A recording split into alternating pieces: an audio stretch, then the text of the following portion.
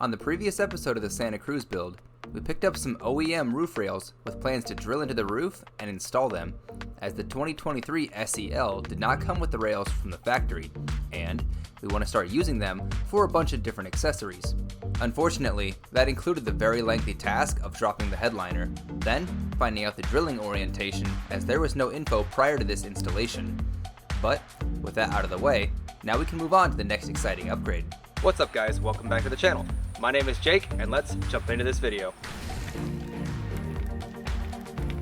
These brackets right here were designed, made, and thoroughly tested in-house to provide an easy no-drill installation. And as you guys can see, these are some high-quality, heavy-duty brackets. These clamps are so intense that once properly mounted, they will shake your whole vehicle before moving your light bar. And I'll actually play a clip of that right now, that once they're mounted, they are set. And this right here is a 42-inch Firehawk light bar. Firehawk is a brand new light bar manufacturer on the market. They were designed in Japan, made in China, and it seems like they're pretty proud of that fact. The Firehawk light bar offers 50,000 hours of lifetime use. The temperature and color of this light bar is 6000 K Xeon white, so it is going to be pretty bright, pretty white at night. Another point they like to bring up is that these light bars have a new Japanese LAB chips in them. I honestly have no idea what that means, so I might have to look into that a little bit later. And right here is the wiring harness that comes with this light bar, and I really do appreciate this part right here. This is a completely waterproof DT connection. The only thing that I am not too keen on, unfortunately, is the little light bar switch. And it does make everything really easy, as you can just pull this backing off and stick it anywhere in the dash. But for me, that is kind of boring. So I have ordered my own switch panel, and I will be showing you guys that a little bit later in this video as well. But for now, let's go ahead and put our brackets on, get our light bar mounted up, and see what we're dealing with in that regard. So I had to do a little bit of the groundwork so I could figure it out before I showed you guys exactly what you're supposed to do.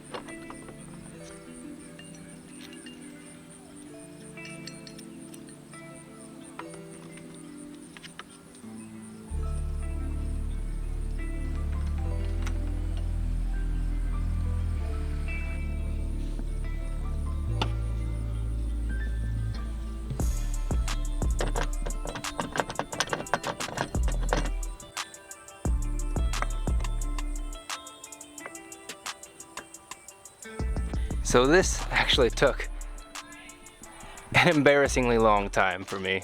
I think I got some user error going on with the brackets.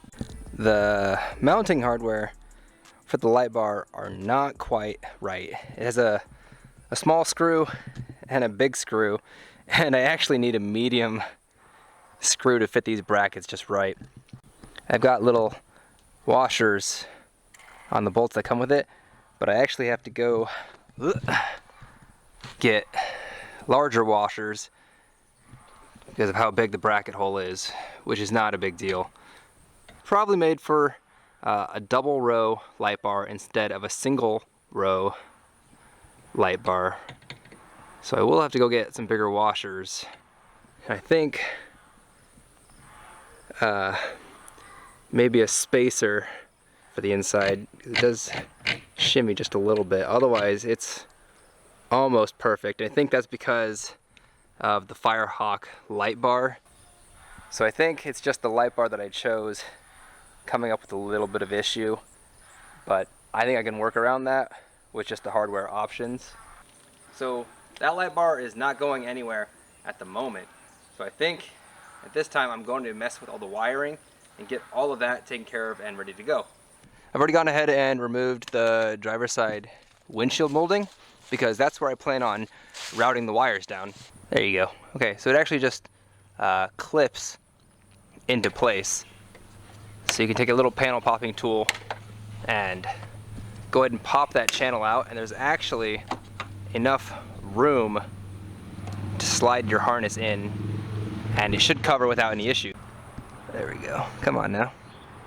There's actually enough room between the track and where the molding is supposed to mount so that you can actually feed your wires between the two, and it'll keep everything hidden and out of the way. We have the harness going underneath of the bracket right there. Yeah, so there is enough space to go in between the bracket. So that's what I'm gonna do. The only part that's gonna be a little obnoxious is that little click tab right up top, but I believe there is enough clearance to run the whole wire harness down below. If not, you could take a razor blade to remove some of this shielding, because you're not getting rid of the wire shielding, but just the actual cover for them, and slip them down in the track. You would have a lot more clearance that way.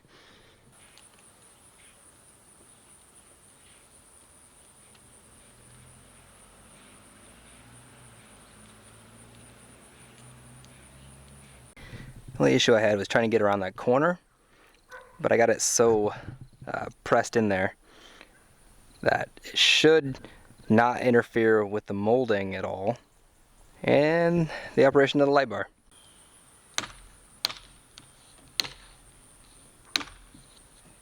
No contact with the rubber seal and the windshield, and it's still placed up there perfectly.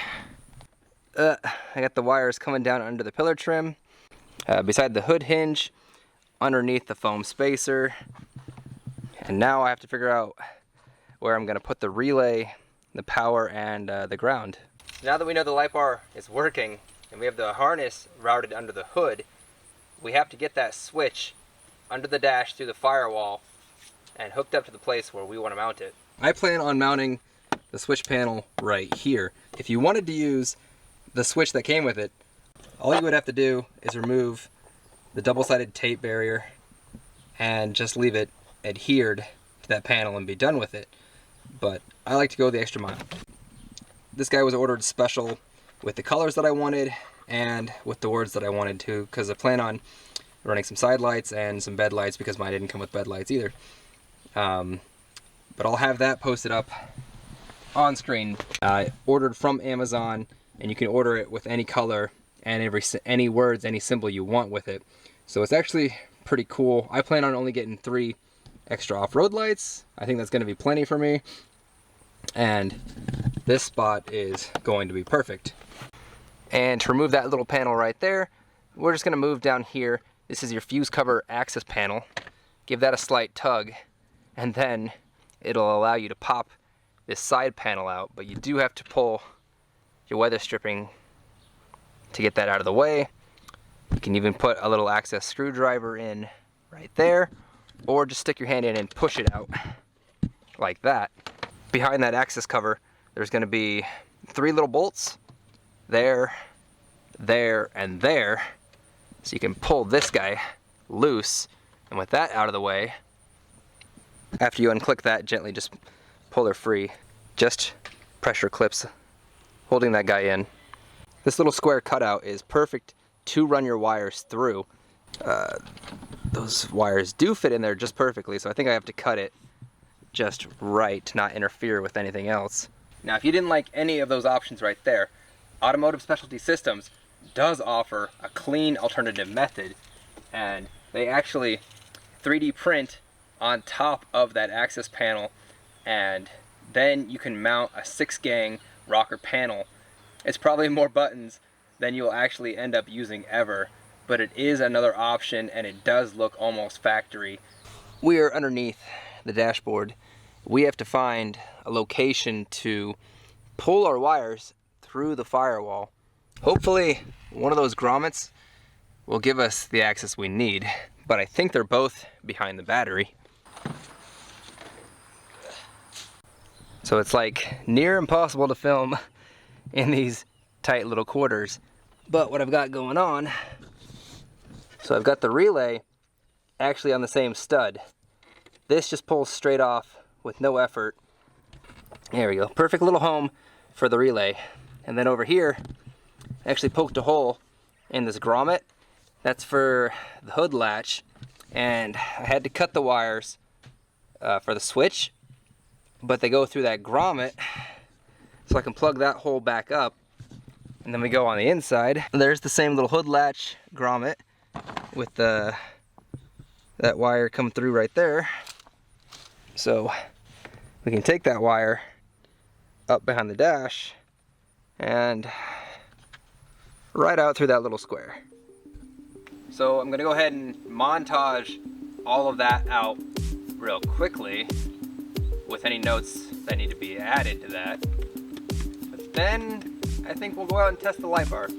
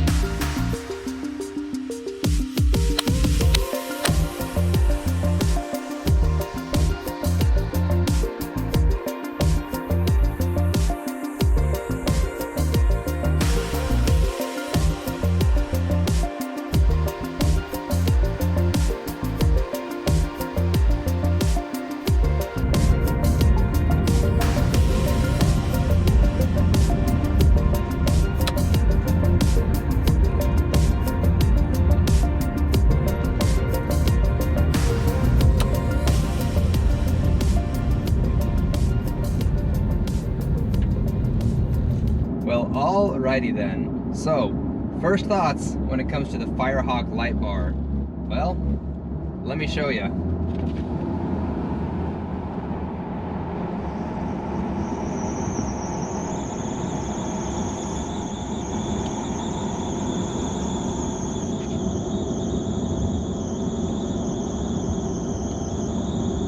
So yeah, we got that going on. I'm glad that I can actually reach up and grab the light bar from the driver's seat. As of right now, I have it pointed directly at the hood just to keep it from whistling and sirening and making all kinds of ridiculous noise. So it's definitely not my first light bar that has come with a whistling problem. And I actually have a pretty good method of taking care of all the wind and whistling that the light bar creates. And I actually have some ordered, so I'll probably put that at the end of the video about how quiet it rides when it's aimed properly. It's just taking some door edge trim material and putting that over the bottom of the cooling vanes, not the top, just the bottom, because air is coming from below the windshield and hitting the bottoms of those cooling vanes, and that is what is giving you that uplift and that extreme pitch. But when it comes to the actual performance of the light bar, I'm actually a little impressed. I don't think I'm going to make an update video on the light bar itself, But if something does happen, whether it's the light bar stops working or there's moisture behind the lens, I think I'll make a community post about that either on YouTube or on our Instagram. But that's going to be a wrap on this video. I hope you guys enjoyed it. Hope you found it interesting. Probably going to link some other Santa Cruz overlanding videos for you guys to click and check out. And that's all I got for you guys. So this is Jake, and I'll catch you later.